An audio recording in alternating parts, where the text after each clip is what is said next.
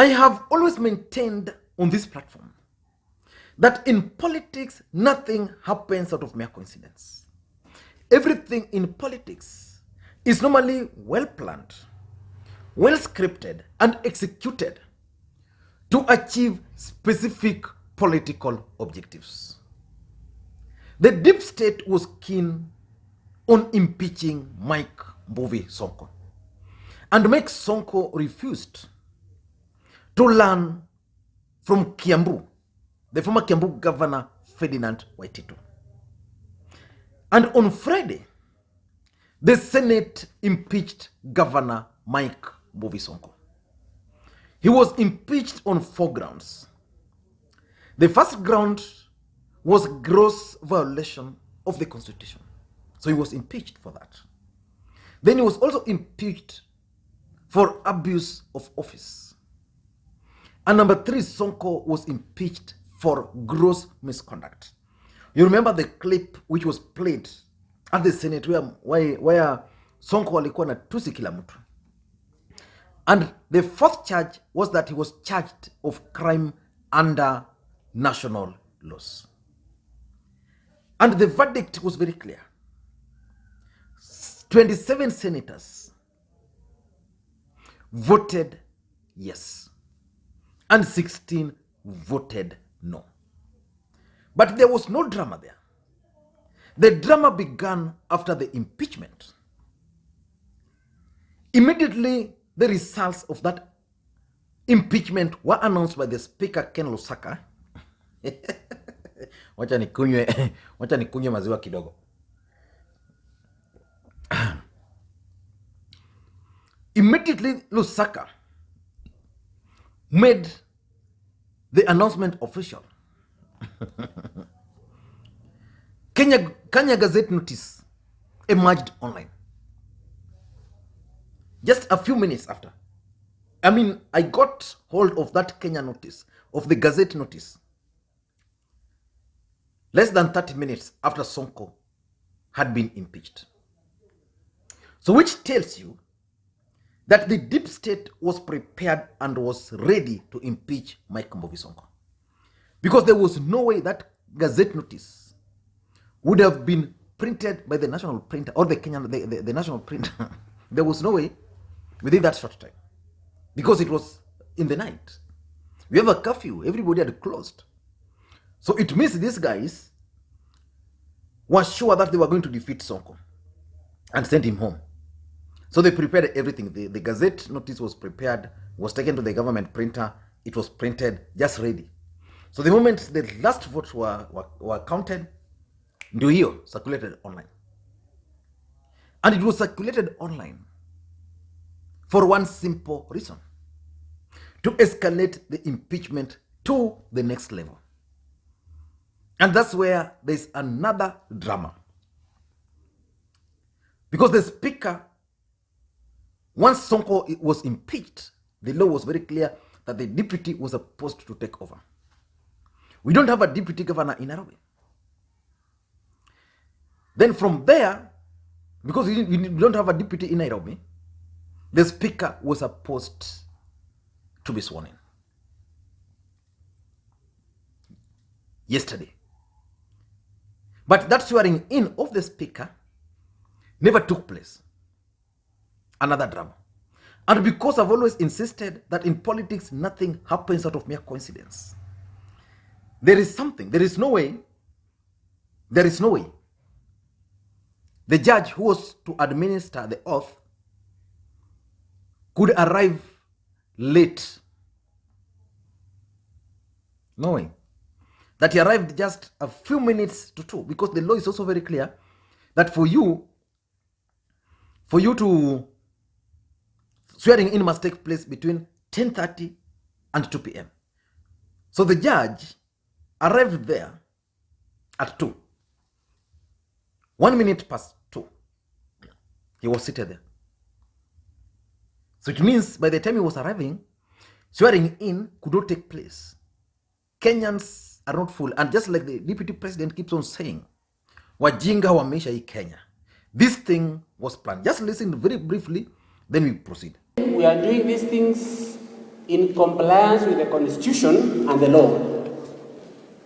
And I need to make reference to Section 12, subsection 2 of the assumption of office of the governor designate, that the oath or affirmation under subsection 1 shall be administered not earlier than 10 a.m. and not later than 2 p.m. Now, we have consulted the judge who just walked in before 2 o'clock, and I would like to call Mheshimiwa, or even the leader of the majority, that after we have consulted, we have come up with a resolution and a way forward, because we want to operate within the law. So, Mheshimiwa, majority, quick one. So, tell them. Basi, Chairman County Secretary, kwa hayo na mengi, tunaomba kwa heshima sana, tunaomba radhi kwamba County Assembly yetu pamoja na viongozi wetu pamoja na speaker, mmemwona jaji kama ameketi hapa. Speaker, kulingana na standing order number 1, yeye ni mtunza sheria na hawezi ruhusu jambo lolote lile ambalo liko nje ya sheria.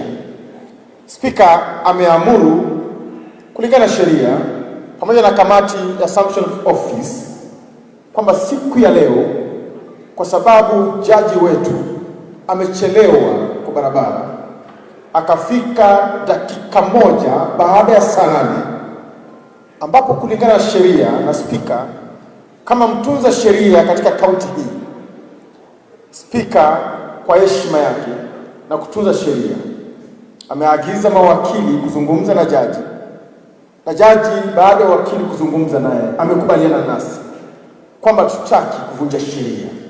Tumefuata sheria kutoka mwanzo, tutakumaliza tukifuata sheria. Basi wananchi pamoja na ndugu zangu wote wafanyikazi na waheshimiwa wenzangu, kwamba tunaomba msamaha kwamba sheria tutaifuata. Lazima spika wetu ambaye gavana mtarajiwa ataapishwa kwa siku lingine, si leo. So there was drama there. But again, if you've been following this impeachment, you should have realized that I'm certain even the MCS, that threshold, the 2/3, where Mike Sonko took the MCS somewhere in Kwale so that they don't vote, these guys were there. But they couldn't stop the system from voting for them. So there's a lot of drama. Let us proceed with the removal process, because I want us to look at why the speaker, Benson Mutura, was not sworn in. But let us get to the constitution first. Removal of a governor, of a county governor. That's section 181 of our constitution. Article 181 of our constitution. It says a county governor may be removed from office on any of the following grounds. Number 1, gross violation of this constitution, which was one of the grounds.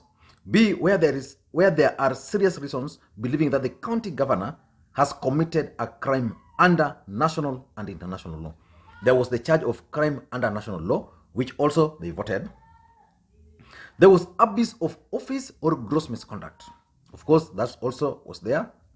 And then D, physical or mental incapacity to perform functions. This was not one of the grounds. So Sonko was impeached. Then, what happens when that office becomes vacant? What happens? Article 182, the vacancy in the office of the governor. What happens? The office of the governor shall become vacant if the holder of the office 1 dies. Sonko is not dead. So like now in Nyamira, the governor has died. So that office is vacant. But again, it has been filled. Then number 2, if the governor resigns in writing, addressed to the Speaker of the County Assembly. Again, Sonko did not resign. Igathe resigned, but Igathe's letter was not addressed to the county assembly. It was addressed to the governor. Number 3, it says ceases to be eligible to be elected and to be elected county governor under Article 180. Is convicted of offense punishable or which did not apply to him. Or number 4 is removed from, number 5 is removed from office under this constitution. So Sonko has been removed. So assuming Sonko has been removed, what does the constitution move us to from here? If a vacancy occurs in the office of the county governor, the deputy shall assume office as the county governor for the remainder of the term of the county governor. A good example is now Nyamira. When Nyagarama passed on, the deputy took over. So he's going to serve for the remainder of the term.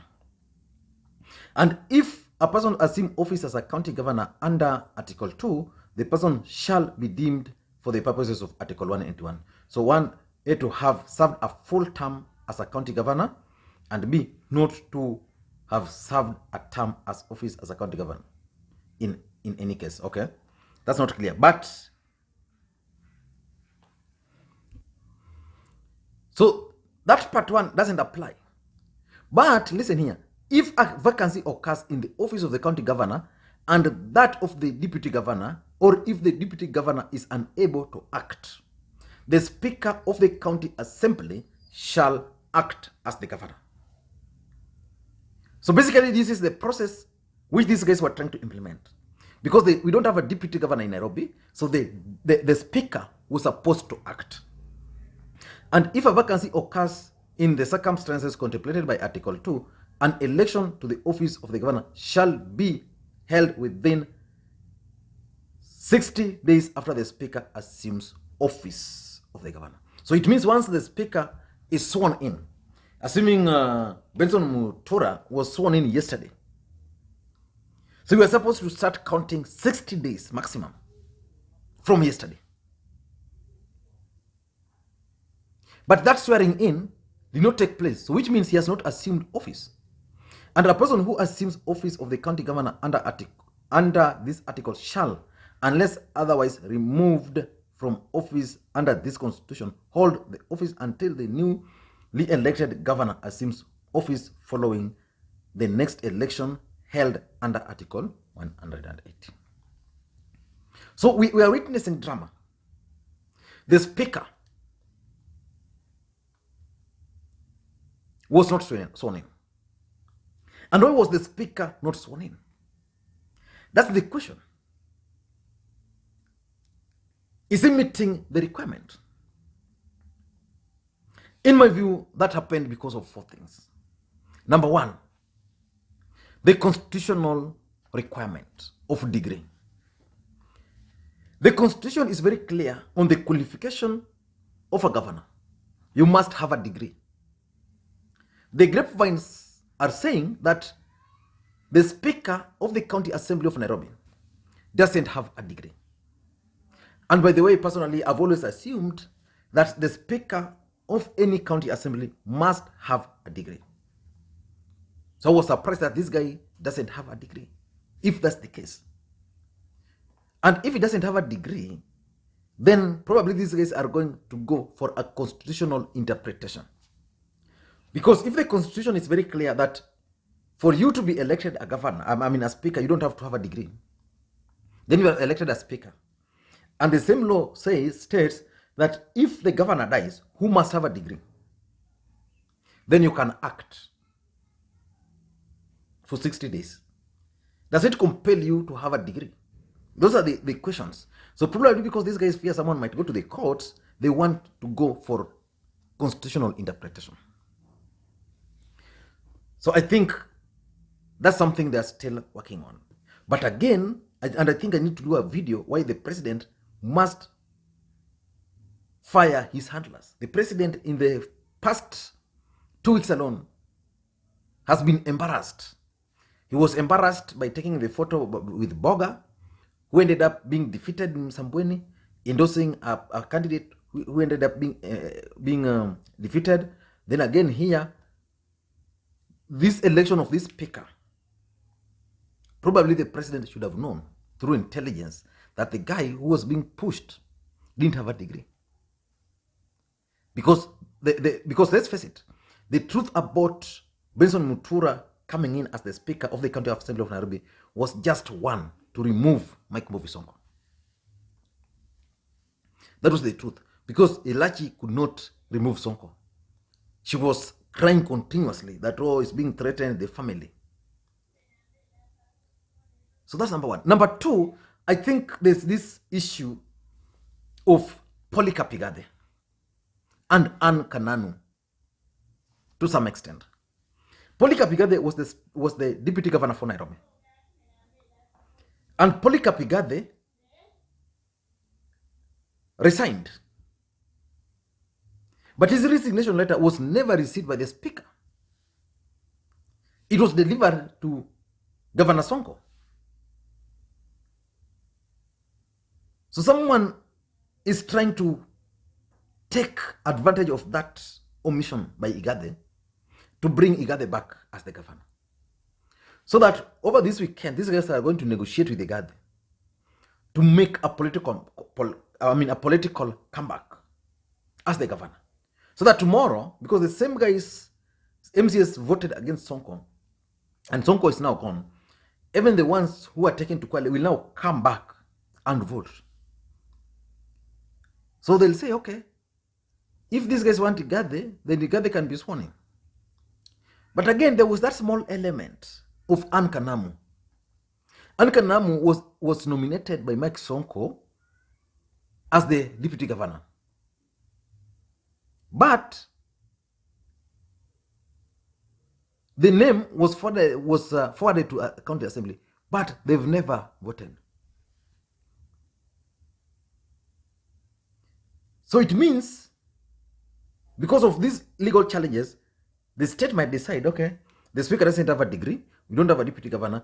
Now, can we go to the courts to help us understand whether Anne Kanamu actually qualifies as a governor? Or whether they can go ahead and vote for the nominee proposed by Mike Sonko before he was removed from office. So those are swala nyeti. And I did a video on this lucky lady called Anne Kanamu. I want to put the link to that video here so that you can also understand that kind of politics which is currently ongoing within the political circles. And number three, the Nairobi Metropolitan Services. What are their mandates?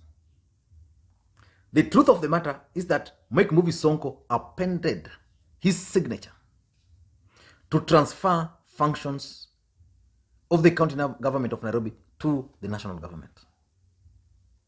The question is, what happens now when Sonko is not there? Is it possible that the Nairobi Metropolitan Services should continue with these functions? Should he continue? Should Major Badi continue with these functions? And can now Nairobi Metropolitan Services be allowed to take now the other roles constitutionally, because Sonko had appended his signatures? So those are some of the questions, and there are some very difficult questions. So I'm convinced that someone might actually just be trying to figure out how now the Nairobi Metropolitan Services can take the other functions which were left by the county to run. Again, only courts can do that. And lastly, I think it could also be a delaying tactics so that we have elections together. The elections of a governor under this circumstance is tied to 60 days. So which means the moment you declare that seat vacant, the moment the speaker is sworn in as the acting governor, he has 60 days. So that will land us around in February. There are other by-elections in this country. There's Kibuyu Chai, I think. there is the by-election in Matunga. Then there will be another one in Bungoma where that guy. So the date is actually 3rd of March. So these guys might be playing with that calendar so that this guy is sworn in, so that by the time he's sworn in, then if elections were to be held, then it can fall on that particular date. I don't know what you think. But who do you think has a high chance of becoming the next governor of Nairobi should elections be held? I want to hear your thoughts on that, because that's going to be my next video. Thank you guys, and please may you have a good day.